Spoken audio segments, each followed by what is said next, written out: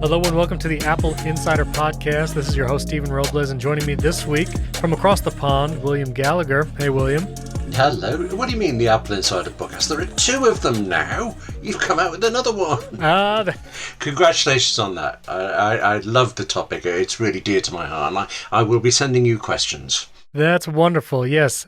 If you have not checked it out yet, do look at HomeKit Insider. You can look at the posts on AppleInsider.com or search your favorite podcast app for HomeKit Insider.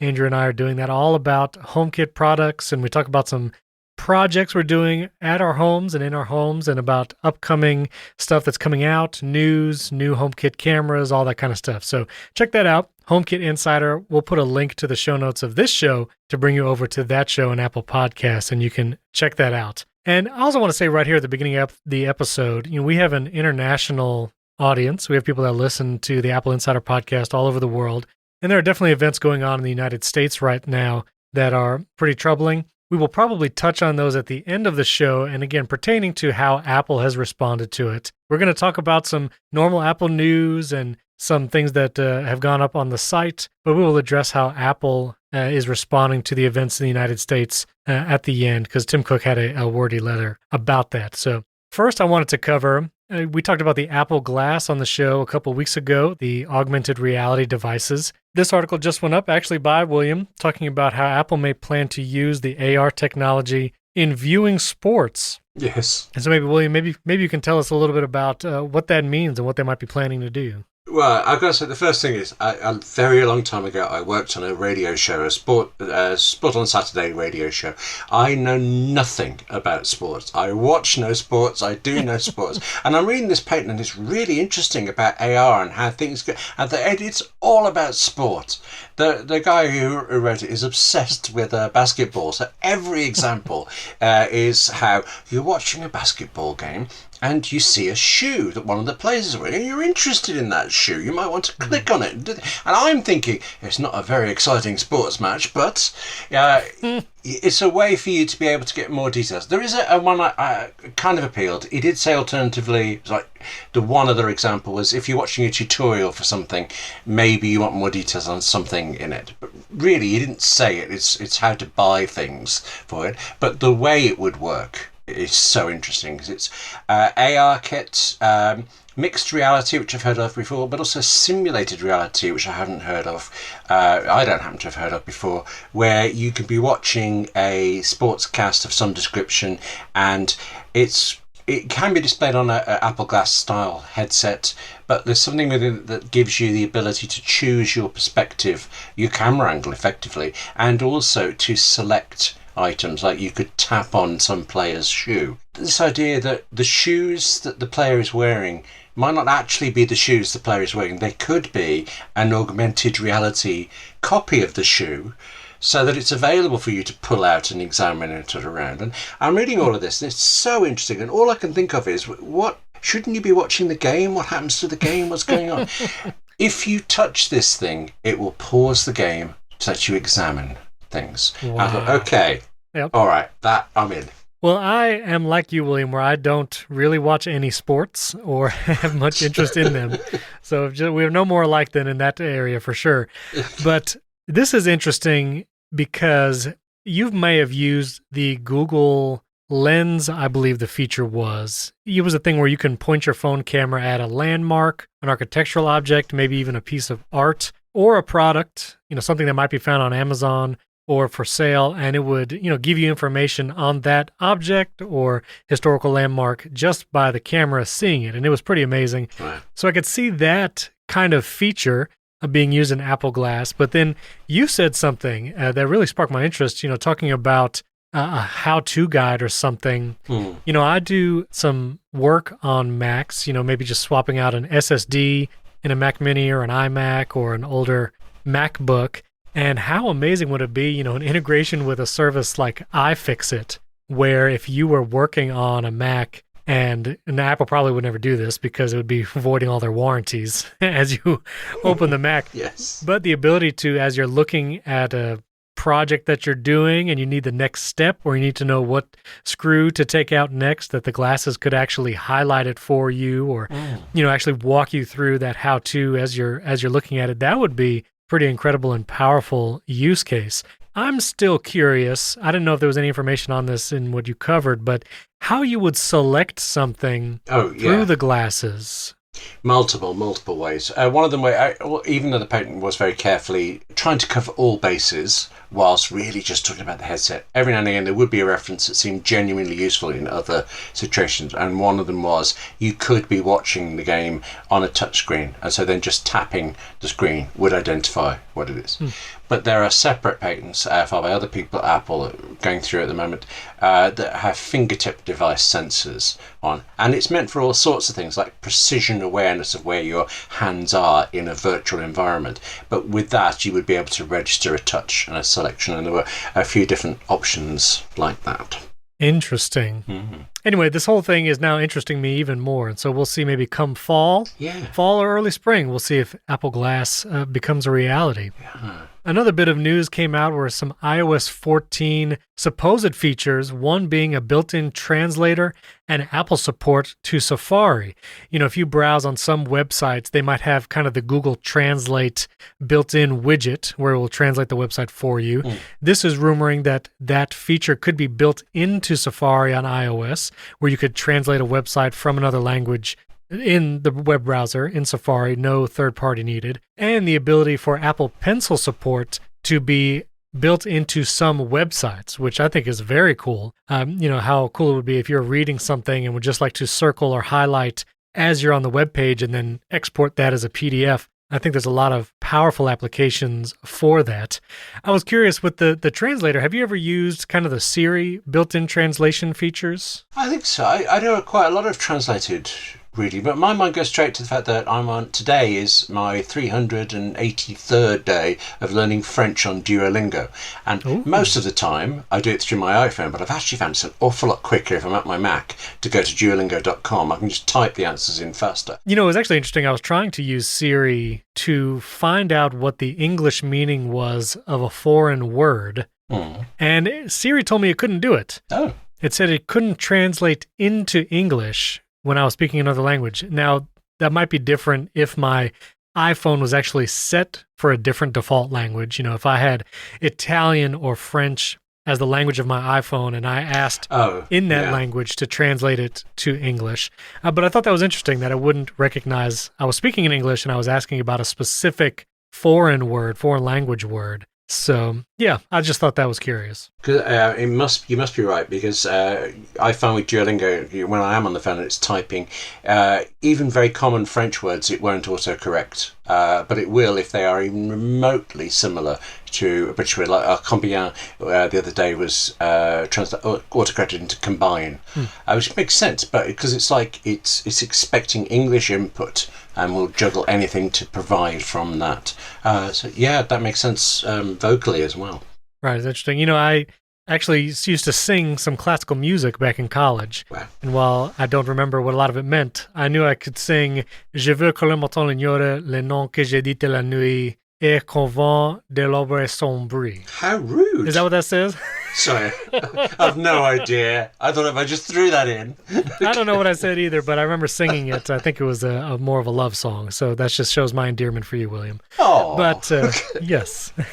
So the last bit of news I wanted to cover is this rumor that Apple might still be mulling a services bundle. There was a code snippet in iOS 13.5.5 that led to this. This was a rumor a while ago that was saying that maybe Apple will offer a bundled services option. You have Apple News Plus, Apple Arcade, Apple Music, now Apple TV Plus. Plus you have iCloud if you subscribe to that. This bundling, I have to say, I would be very tempted by a bundle. I actually subscribe to most of those. Apple TV Plus, I'm still in that free year period. Again, I want to talk about a show in a minute that might tempt me to continue with that subscription. But I definitely subscribe to Apple Music and iCloud, the 2 terabyte package. Apple News Plus, I tried, And I think we talked about it briefly, but did not renew that. Yeah. But I don't know, does a subscription bundle tempt you at all? And what subscriptions would you hope would be bundled in that? I can't believe how much I want to give Apple money. I would buy a bundle straight away. I have actually, since we last spoke about, just in about the last 10 days, 2 weeks, I have re-upped with Apple News Plus. If you use the regular Apple News on its own and you don't ever try Plus, then I think it's really good and it adapts to what you read and it's useful. If you then try Plus, it's all great and fine, but when you come off Plus, it remembers all the things you liked reading on it and keeps recommending them even though you can't get there. So I was finding it was constantly asking me to subscribe to things, and in the end, also I use family sharing, and the rest of my family were finding this as well. In the end, I was like, oh, I'll give it one more go. And with the lockdown stuff, I have actually found I've been reading quite a lot more. So I'm back on the Apple News Plus, at least for a few months, and I adore Apple Music. I know the show you're going to recommend for Apple TV, but I just know which one it's going to be. And as much as I haven't seen that one, as much as I can admire lots of the shows, as much as I enjoy them when I try them, none of them have grabbed me enough to make me absolutely certain I'll continue. And I've not even once opened Apple Arcade, so I don't know. But music, iCloud, Apple News Plus, that would be enough for me. Except, actually, isn't it music that's said to be the problem, that there's some sort of record label deals and things? I don't know, they preclude bundles, but they make it difficult in some way. Am I making that up? I'm not sure, but it does not seem far off from being possible. Yeah. Typically, labels will not make it easy. But, they do offer the family subscription to Apple Music, for $15. Well, I guess which is curious because Apple Arcade, I think, is $5 no matter what. Same thing with Apple TV Plus. It's only the music. And Apple News. Yes, it's only Apple Music. But it feels like Apple is growing in a way. Like they brought in family sharing a few years ago for apps, but only a limited thing, and then a bit more, and then Apple Music came out and they added this extra tier of family sharing, and now all the other services have family sharing anyway. It's like they are trying it and getting as far as they can, and I suppose it's another thing that makes me think that record labels might be pushing back a bit. But still, that £15 I spend a month on Apple Music here in the UK for my whole family, such a bargain. Yes. And so I would be curious too if they would maybe bundle, get these 3 services or choose which 3 services for this amount of money. If someone's not interested in Apple Arcade but wants news, music, and TV, or doesn't want news and wants TV, music, and iCloud or something else, I would be very curious. The iCloud thing too, it always surprises me when I run into someone who does not pay for any extra iCloud storage and doesn't understand that nothing on their phone is really being backed up. that their photos, their phones, all their data, it just boggles my mind. And so I wish that Apple would raise the free tier so that people could actually back up their iPhones. I think that's been long in the tooth, really needed. But to bundle that iCloud storage, maybe with anything, maybe just with the music or something else, so that more people would do that, it would make me feel better. That's good. Yes. The people's stuff be backed up. The Apple Arcade thing, especially if you have kids, my kids have an iPad that they share. They're always wanting to try these free games. As you probably know, and many of our listeners know, the free games that you can find on the App Store are not great. And the ads and the other stuff that you have to deal with these free-to-play games and the in-app purchases, it's really a mess. And so Apple Arcade, I've told my kids, listen, if you're going to download a new game, it's an Apple Arcade game. We're not going to do any of this other stuff with these free, because then, it's, can we do this in-app purchase? Or, they have to see these ads and you can't really control the ads. Sometimes the ads can be a little weird, maybe even bordering on not appropriate for the age. Wow. So I'm a big Apple Arcade proponent, especially for kids. And the one game, if you have kids or if you just want to try it out, that actually was a big hit for my kids was Sneaky Sasquatch. It sounds wild, but Sneaky Sasquatch, they actually play it on the Apple TV with the Nimbus controller, those Bluetooth controllers that you can pair with Apple TV. Oh, yeah. And it was a big hit with all my kids. My 4-year-old plays it and my 8-year-old. It's kind of hilarious. So you play as well, do you? Yes. No. I have seen them play. I've seen them play, and it's very interesting. So that's a great game. I'll put a link in show notes to Sneaky Sasquatch. But there are some other fun games on Apple Arcade too. And for $5 a month, new games are coming out all the time. The Sneaky Sasquatch game actually had a massive update that opened a whole new area of the world. And so that's kind of cool. You know, that update comes with the subscription and the whole game gets bigger and more immersive. So yeah, pretty cool. Kids happy with it? Is it satisfied? Are there enough games that they're not complaining at you? I don't know about enough games. You know, the Sayonara Wild Hearts, they tried that and it was fun, but short-lived. You know, that lasted a few days even, because you can beat it pretty like in one sitting, really. And like other games, there was a Quest, like an RPG-style game, or Oceanhorn, I believe it's called. And that lasted a couple days, but not lasting. The Sasquatch one has been the only one that has lasted, that they'll continue playing. So it does need more games that will last a while. Hopefully that gets better over time and in the near future, but worth trying out. You know, you get that free trial, and you know, if you try a bunch of games during that free trial, maybe you'll find one that sticks. I take it they don't have things like Scrabble on there. That doesn't feel like it would fit. Yeah, I mean, on an iPad, that would be kind of cool, especially if you could do like multiplayer. Well, do you know what's going on with the official? It's one of the few games I know, the official Scrabble app. Do you know the story of what's going on with that at the moment? No. It ends sometime in June. EA is pulling it, and it's being officially replaced by an alternative. But the alternative will not let you play the computer. You have to play somebody across the internet. It is riddled with adverts and things. It's obnoxious. So basically, I'm trying to finish all my Scrabble games before June and give up. So if it existed somewhere else, I'd be very tempted. Well, maybe. I mean, Apple can always buy a board game. You know, just buy out Monopoly and have that. This episode is brought to you by Clean My Mac X. Clean My Mac X is an all-in-one cleaning and optimizing software. First of all, you've probably heard me talk about it a couple times before. One of my favorite features is I was looking for something that when I delete an app, it cleans up all those helper and support files that I don't have to go and poke around to my application support and make sure that app is totally gone. Clean My Mac X does it for me. When I want to delete something, it searches my entire computer and makes sure everything goes with the app. Clean My Mac X is one package that combines the most useful features for your Mac. It even gives you a system scan to detect outdated junk files, and it lets you see what exactly takes up that valuable space in your Mac storage by building a virtual map.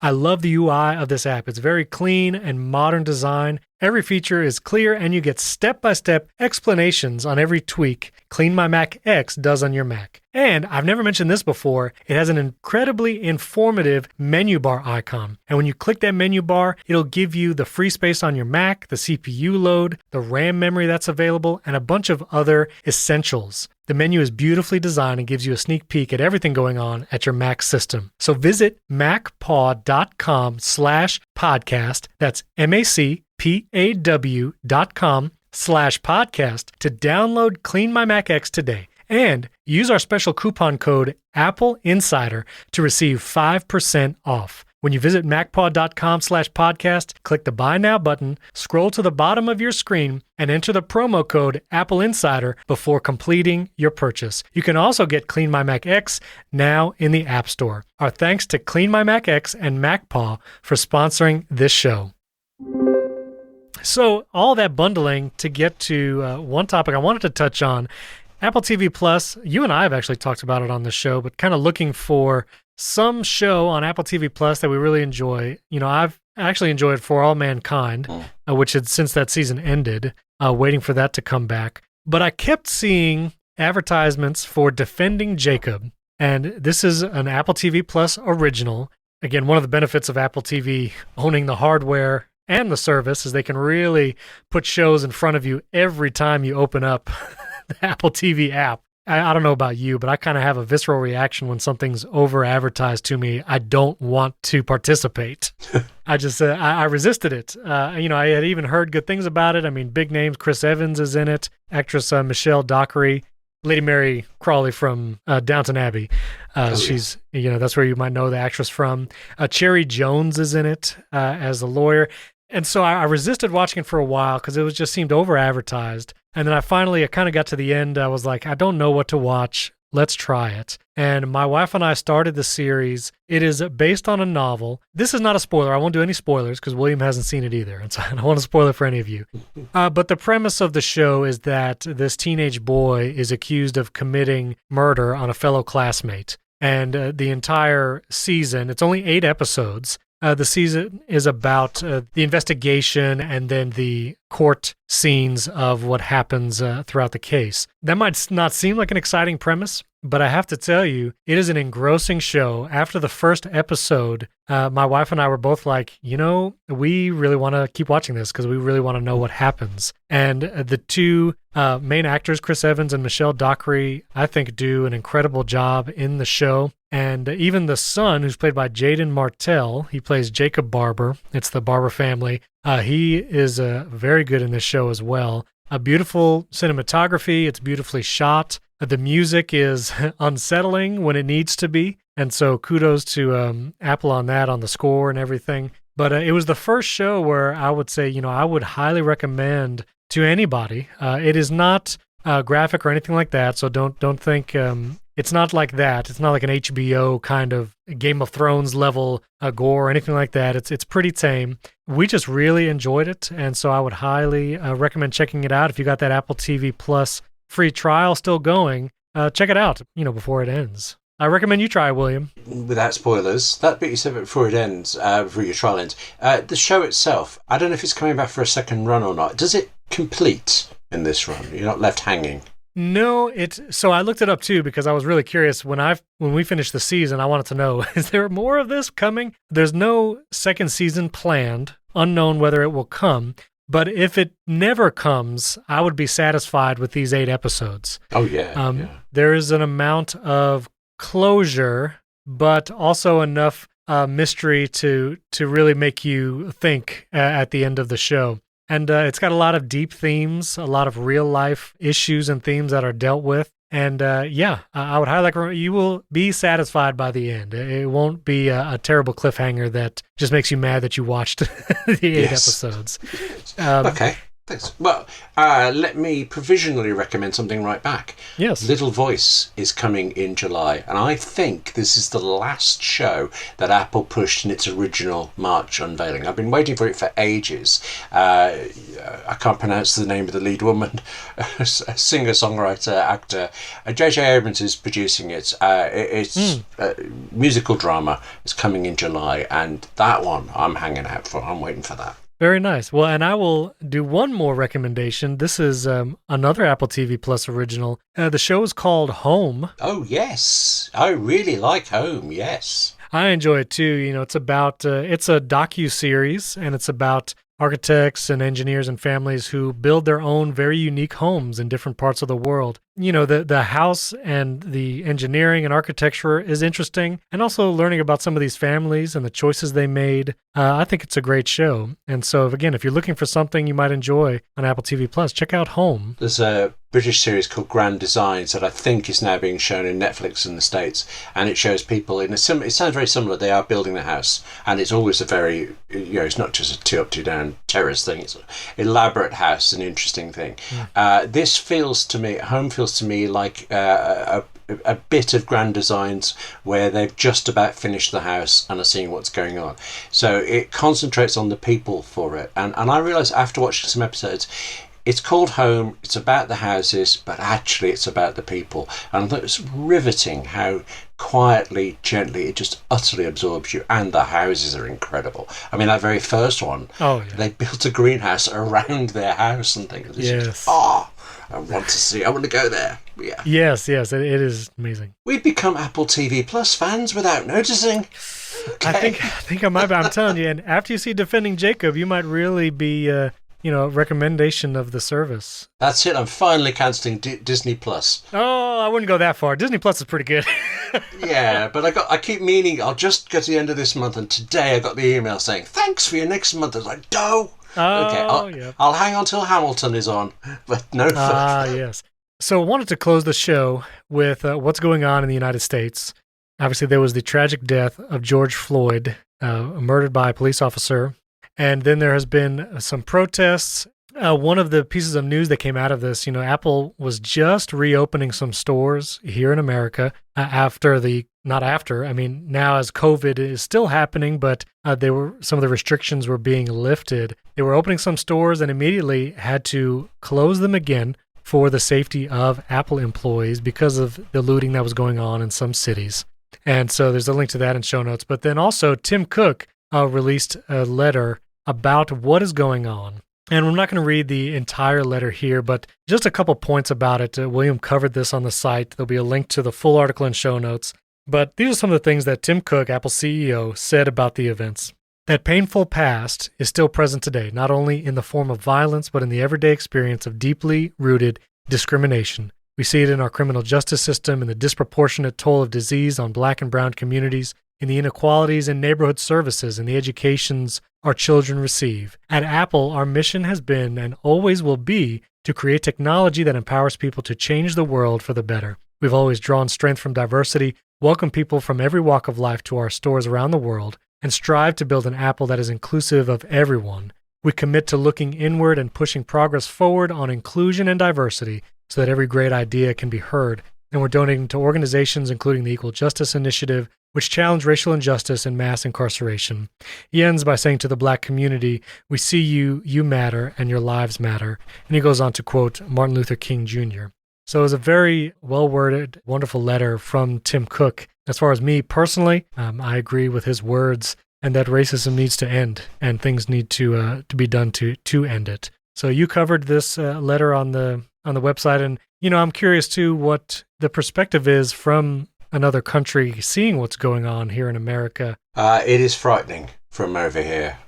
So many friends in the States going on, people scared around. I mean, Jim Cook talked about that, but didn't he somewhere else in the letter? Yes. The fear for it, and we can see that from here. And we recognise a lot of American politics in UK politics at the moment. So it's just a frightening time all around.